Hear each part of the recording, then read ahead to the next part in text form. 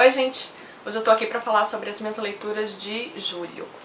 Em julho eu acabei lendo Germinal para o encontro presencial do Fórum Entre Pontos e Vírgulas que aconteceu lá no Rio de Janeiro.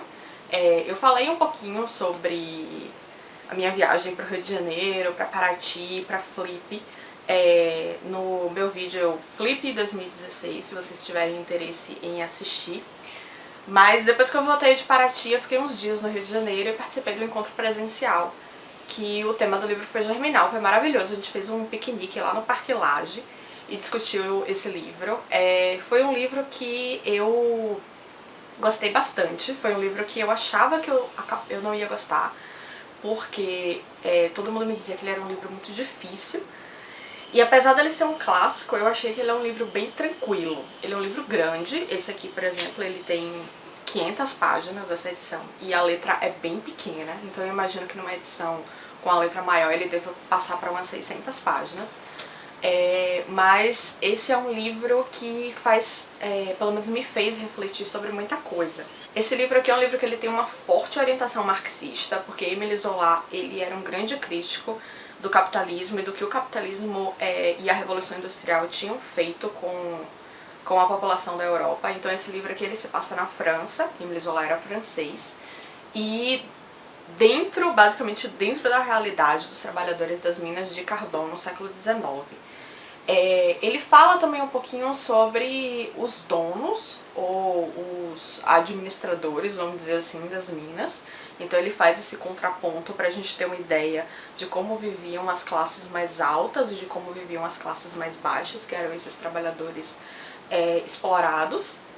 E aqui o grande tema do livro aqui é uma greve que vai acontecer para lutar pelas melhorias, né, nas condições de trabalho, e como essa greve vai repercutir em cada um dos personagens. Então a gente tem aqui um personagem principal que começa a estudar as correntes marxistas, mas que no início ele ainda é um pouco moderado. A gente tem um dos melhores amigos dele, que aí ele já representa o anarquismo. Ele é russo e pra ele a única forma de lidar com o que está acontecendo é através da destruição dos meios de produção e da morte da classe mais alta. É uma coisa bem radical mesmo.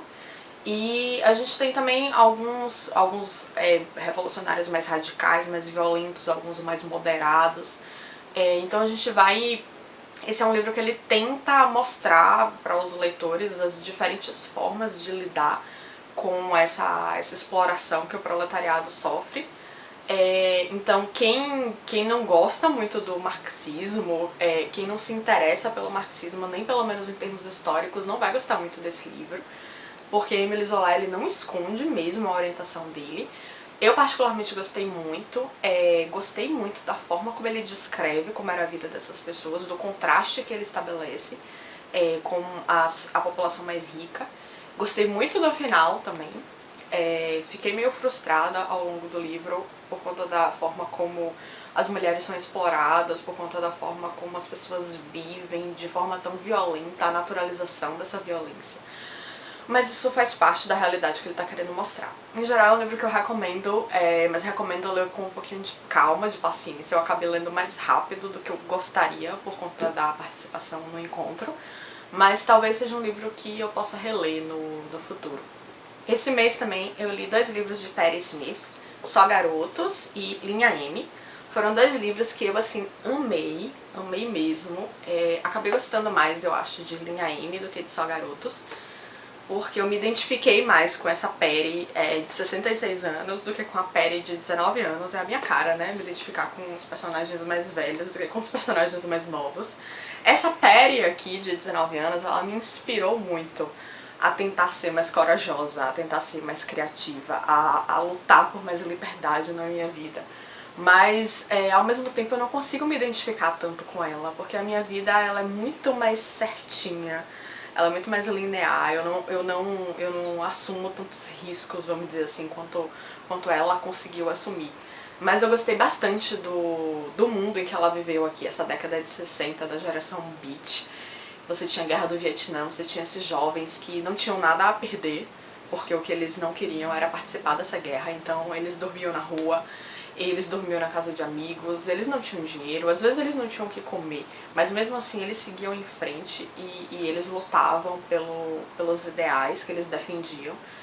E é muito gostoso acompanhar aqui a forma como ela se desenvolve como artista, como ela acaba virando uma poetisa, uma poeta, uma música e musicista, né? Não sei como fala.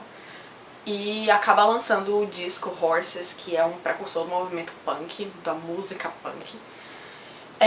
Então foi muito gostoso mesmo. Mas aí eu acabei me identificando mais com essa Perry aqui, que é uma Perry mais madura, que é uma Perry que já sofreu muitas perdas, é uma Perry mais introspectiva, mais solitária, apaixonada por literatura, apaixonada por café, apaixonada por séries policiais. Ainda tá tentando lidar com esse dia a dia dela que é lento, né? Que é difícil, que às vezes traz muito sofrimento pra ela, mas ao mesmo tempo ela nunca perde a criatividade dela, ela nunca perde o interesse dela nas coisas, ela nunca perde aquele fio de esperança que a gente sempre consegue entrever no que ela tá escrevendo e que eu particularmente gosto muito da forma como ela oscila entre a melancolia e a esperança nesse livro. Às vezes ela destrói a gente, mas aí no capítulo seguinte ela mostra que existe sim uma beleza na vida, né? Que existe sim algo que faça a vida valer a pena. Eu gostei muito dessa Perry que eu encontrei. Eu espero que ela escreva mais. Eu sei que ela tem alguns romances, eu não sei se esses romances foram publicados no Brasil. Eu vou procurar saber, mas eu acho que pela Companhia das Letras só tem esses dois aqui. Então, recomendo mesmo de coração pra quem gosta desse tipo de livro mais autobiográfico, mais no estilo de memórias. Eu achei Perry uma mulher fascinante, fascinante mesmo. E aí o último livro que eu li em julho foi pra o Leia Mulheres, foi o debate do Leia Mulheres, que foi Quarto de Despejo, de Carolina Maria de Jesus, que foi um livro que eu também, assim, adorei. Ele é um livro bem pequenininho, mas eu acabei demorando muito pra ler, porque toda hora eu tinha que parar e respirar fundo e processar o que eu tinha lido. Esse livro também é autobiográfico, são as transcrições mais assim editadas dos diários que a Carolina Maria escreveu na década de 40 e na década de 50, quando ela vivia na favela do Canindé, em São Paulo. A favela do Canindé não existe mais, hoje ela é a Marginal Tietê, ela foi destruída para que fosse construída a Marginal Tietê. O livro acabou sendo publicado na década de 60, mas esses diários eles abrangem a década de 40 e a década de 50. A vida dela é muito difícil, extremamente difícil. Ela é catadora de papel, catadora de latinha, ela vende esses materiais para sobreviver e com esse dinheiro ela se sustenta e ela sustenta os filhos dela. Ela não é casada, ela optou por não casar porque na favela onde ela vive, na comunidade onde ela vive, casamento é sinônimo de escravidão. As mulheres passam a ser espancadas pelos maridos, os maridos ficam em casa e as mulheres vão trabalhar para sustentar os maridos. Assim, a grande maioria dos relatos dela é desse tipo. É impressionante ver a inércia desses homens nessa comunidade e ao mesmo tempo a forma como eles escravizam as suas mulheres. Então ela optou por não casar, ela optou por não se ligar a nenhum homem, mas ao mesmo tempo ela tem uma vida intelectual, sexual, muito rica. Ela adora ler, ela só estudou até a 2ª série, mas mesmo assim ela conseguiu escrever os diários dela. Ela chegou a escrever romances, alguns foram publicados, outros não. Existem alguns diários também posteriores a esse, mas em geral o livro dela que ficou mais famoso foi esse. Ela conseguiu publicar através da ajuda de um jornalista. O jornalista explica que ele editou um pouco os diários para tirar os trechos mais repetitivos, mas que em geral ele manteve tudo intacto, inclusive com os erros de ortografia. E assim, essa mulher é uma mulher brilhante. Ela só estudou até a 2ª série, então a gente tem essa concepção, esse preconceito, né, de que alguém que só estudou a 2ª série vai ter uma visão menor do mundo, vamos dizer assim, mais limitada, mas não. Ela é extremamente inteligente, ela tem uma visão muito apurada do mundo em que ela está inserida. Ela é uma pessoa extremamente política, em todas as colocações dela. Ela sabe exatamente o que ela quer pra comunidade dela e pra vida dela, e ela sabe expressar isso. Ela é uma pessoa que acabou transformando a vida dela através da inteligência dela, através do estudo dela, com, claro, um toque de sorte, né?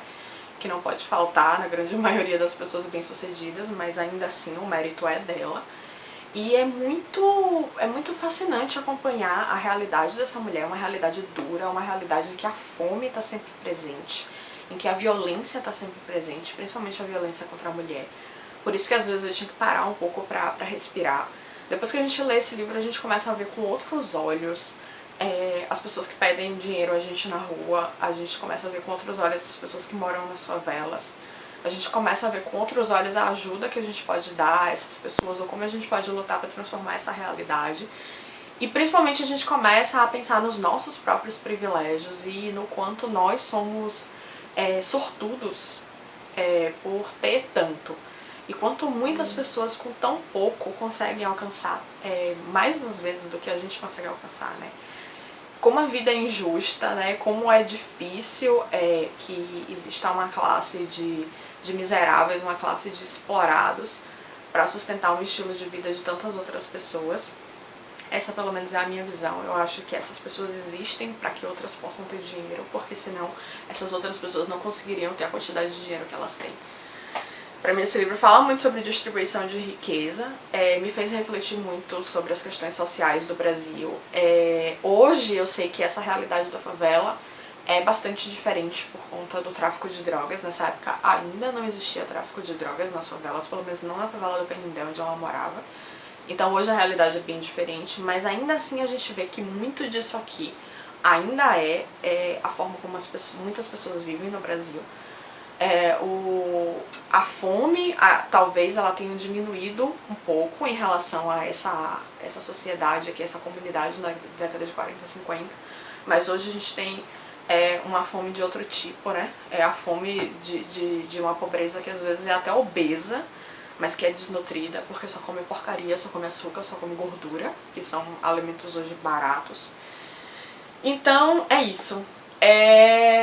Eu recomendo que você esteja preparado psicologicamente para ler esse livro, mas ao mesmo tempo eu acho que é uma leitura que deve ser obrigatória para todo mundo que vive no Brasil, para todo mundo que às vezes não para pensar em como é a vida dessas outras pessoas que eu, pelo menos, não tenho tanto acesso. Eu acho que é um livro essencial para fazer a gente refletir sobre muita coisa.